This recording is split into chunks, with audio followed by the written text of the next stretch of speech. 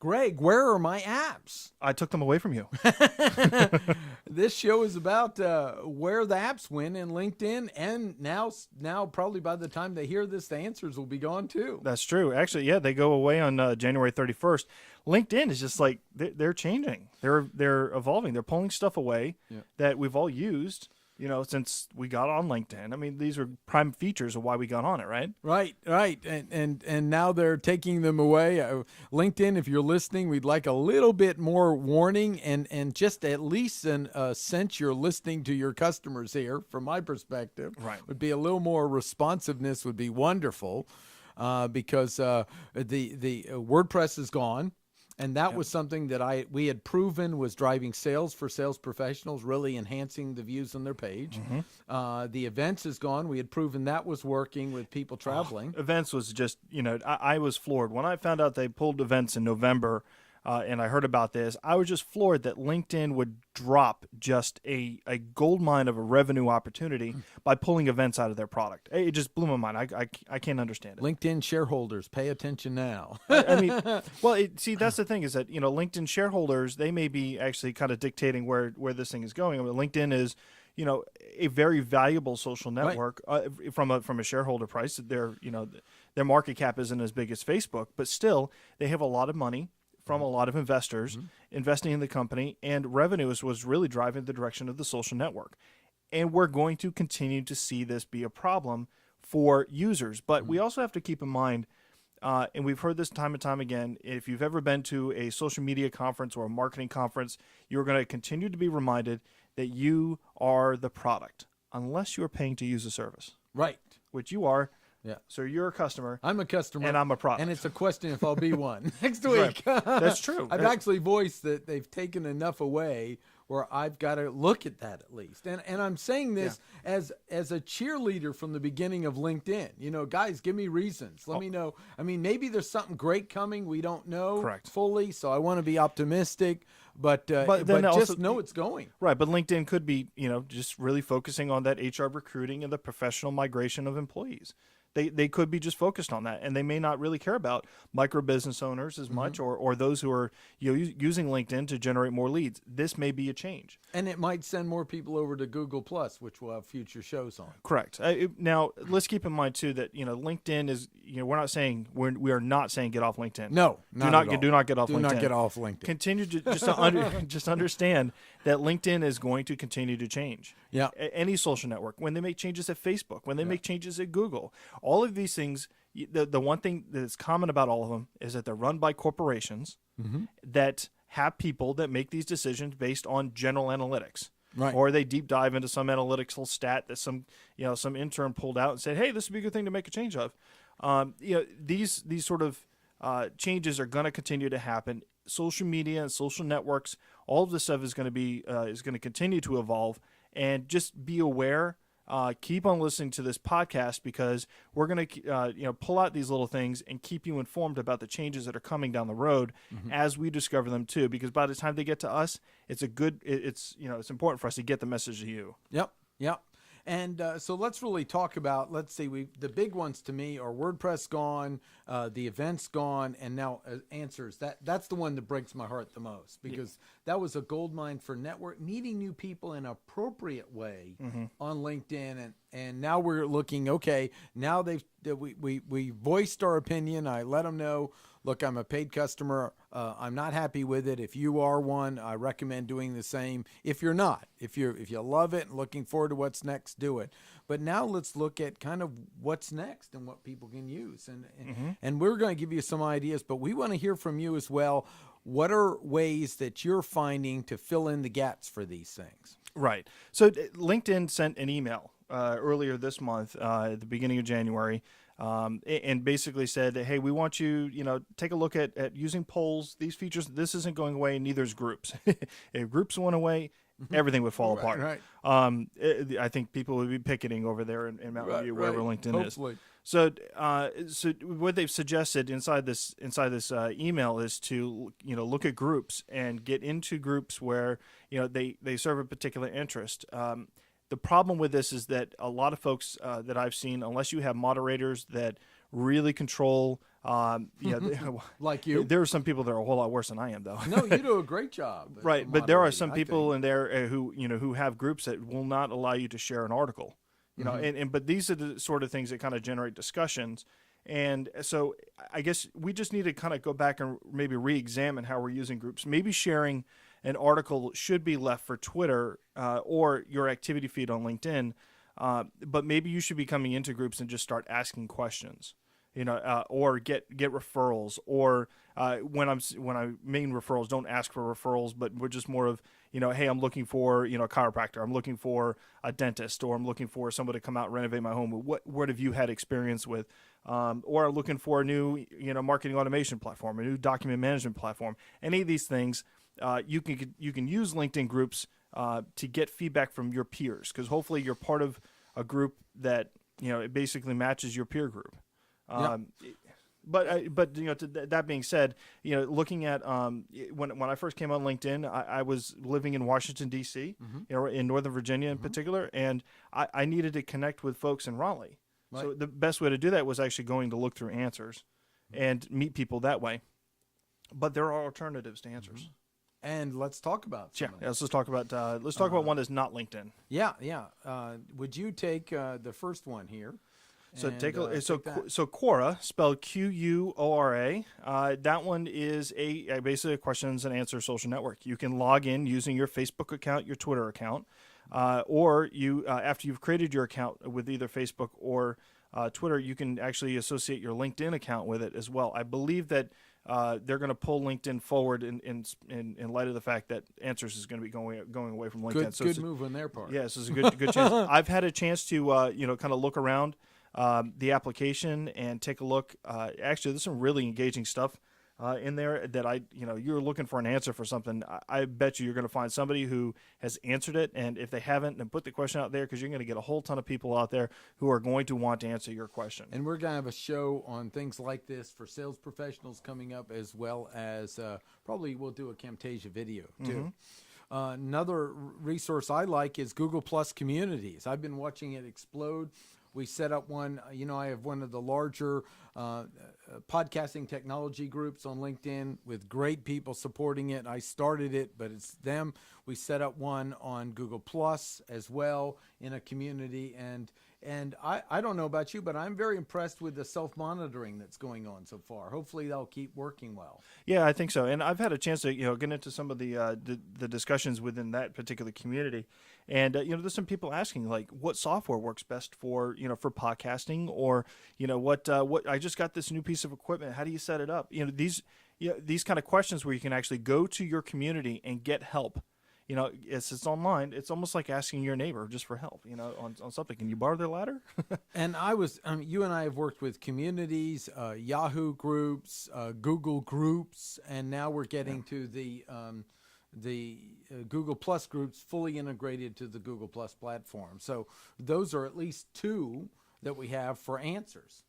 And then, really, groups is the third.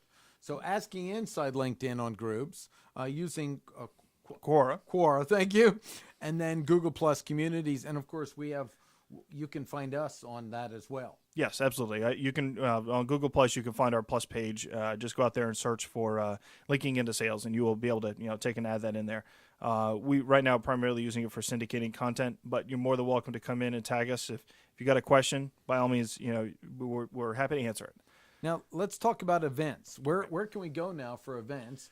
And let's at least bring a few up, and hopefully we'll get more feedback from the listeners on other ideas. Well, events, you have, since LinkedIn decided to dump the revenue opportunity that they had there, use folks that do generate revenue, and go to Eventbrite, for example. You can sign into Eventbrite using your Facebook account, but you can get updates as well as to what events are happening in your area. If there's a conference coming up, sometimes they'll post it out there, but there's smaller events if it's meetups or things like that. Also take a look at meetup.com. That's another community site. I think if you're looking for local meetings, then that's good. If you're a B2B salesperson, may not be the right place, but if you're in hiring, then obviously those are some good opportunities there.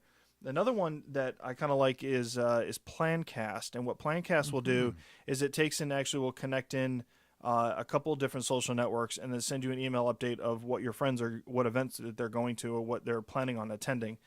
So that's kind of fun to get those updates. And then Google Plus events. That's going to start building up because that's linked into the Hangout. Now, of course, right now, at least, they don't have an event scheduling for a Hangout on air. That's a little kludgy how you get it to work. But you can schedule an event and have a Hangout, which is a very good business, like a sales tool. You have up to 10 people. You get together, you schedule it, and you have sales meetings. We're using it with the social media team with Whitney Hill and Carolina Web Consultants. We go over the writers and so forth. They're helping out with that.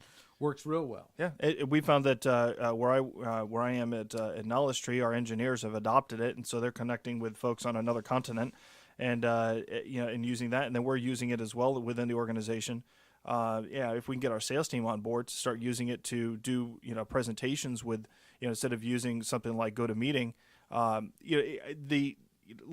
think that you'll see Google Plus continue to grow a lot. They actually have more active users than Twitter right now. So if you're not on Google Plus, get on it.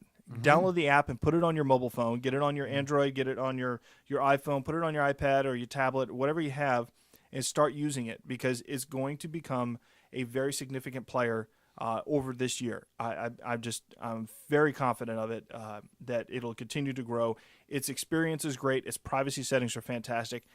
With events, one of the top features I love with events is that when you take a picture with your phone and you're at an event, you can share those pictures with other people who attended the event, which is outstanding. So for connecting, Yeah. right? So think about that from a business standpoint. You have a conference, you set up your event on Google Plus, and then everyone who attended and took pictures, they can all share those pictures in.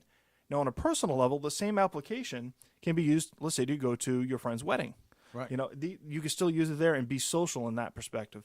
You never know who you meet by sharing content like pictures. And of course, Facebook also has events, but that's more social. But you can have events on a business page to list them as well. So these are at least giving you a nice sample of some things that can replace what Google did. What LinkedIn took away. And the thing for LinkedIn to note is, I'm not sure how wise it is to have us have to leave LinkedIn to do more of our business. So just another little hint to people paying attention. So we're really hoping to find. I want to be optimistic that there's a wise decision and not a we're just cleaving it because we want these numbers to look good and we aren't looking down the road. Right. That's the thing I'm hoping for. Well, there's perception out there as well that LinkedIn may be just trying to close down the network just a little bit and make it a little bit slower to network. I think one of the things that Reid Hoffman, which co-founded LinkedIn, he said at the beginning is that it's important. LinkedIn, yes, it helps to facilitate networking, but it does slow some things down. You can't just go out there and randomly connect with whoever you want to unless you have you're a paying user. But to build your network, it takes time, and you should not rapidly scale your network. It does take time to grow and nurture and develop a reputation in your network. So LinkedIn may be doing this to kind of slow things down a little bit, or they could be just doing it to force you to become a paid member. Yeah, which forcing me to. The thing is if they moved it, just one more comment on it. They moved Answers underpaid. I'd be kind of annoyed, but I'd probably pay. I'm going to pay for it. Right. But they're taking it away. So anyway. Enough of this discussion. We want to hear your views on it. Right. But the other thing is, let's talk about WordPress. That was a great resource. And now, of course, on the pages, which will go in further, you can add basically multimedia content. Correct. So just sample on that, then we'll do a real show going into that more in depth. Well, let's think about this for a second. It's not just WordPress. WordPress was the primary thing I know that you were that we had been talked about, and you really told the micro business owners out there to get out there and share their blog posts inside LinkedIn. It worked. And it works because, it doesn't provide you LinkedIn juice or Google juice or anything like that to get you links back, but it gets you visitors that are relevant to you and your business out back onto your website, getting them out of the social network and back into your website. Right. You want them on your website, right? So what LinkedIn has done now is actually, I think this is an enhancement. Yeah. It's a little more work, but it's an enhancement because it allows you to do things like we had a while ago had displayed how you can take and use a Google presentation, connect Google Docs into your LinkedIn account, and display YouTube video inside your LinkedIn profile. SlideShare, you could do this as well. Well, those features are gone. SlideShare is no longer part, they don't have a direct integration now. So when you go to your profile on LinkedIn and look next to your summary section up at the top, not the edit button, but there's another button right next to it that says share media, multimedia content. If you click on that button, you can then take and embed a SlideShare, a YouTube video, or something else inside of that area on your profile. I think it's highly valuable. It's a definite improvement over what we had before, which is basically workarounds. But I think we've shown as a community of what we'd like to do with our profile. I suggest you go out there and take a look at it. We'll come up with a demonstration and put it up on the blog at linkingintosales.com. We'll do a Camtasia video for you and give you an example. So well, that pretty much wraps up the basics we wanted to talk about. Yeah. We just want you to know if you wonder where your apps went what the heck happened. Usually they move it around. And you have to fumble around to find it, and it's a good effort. Yeah, exactly. And now that's gone. It's just going away. And so let's. Our idea on this show is to go. Okay, here are the changes we can't change. Mm-hmm. How do we do more business with what we have? Right now, if it you wouldn't be in business if you couldn't adapt. Sorry, you could adopt a child if you want to, but if you can't adapt to the changes that are happening in business. Then you shouldn't be in business at all. So LinkedIn is a business, Facebook is a business, Google is a business. They're adapting to changes, and so should you. Excellent. Well, this is Martin Brossman. And Greg Heyer, and you've been listening to Linking into Sales using, so I think I might edit that part out, or I just might leave it in there. Okay. So this is Greg Heyer, and you've been watching Linking into Sales using social media to support the sales cycle. Sounds great. We'll see you next time. See ya. Good. Now, let's get the camera and get a quick picture with the time. And let me make sure this is secured, stopped, and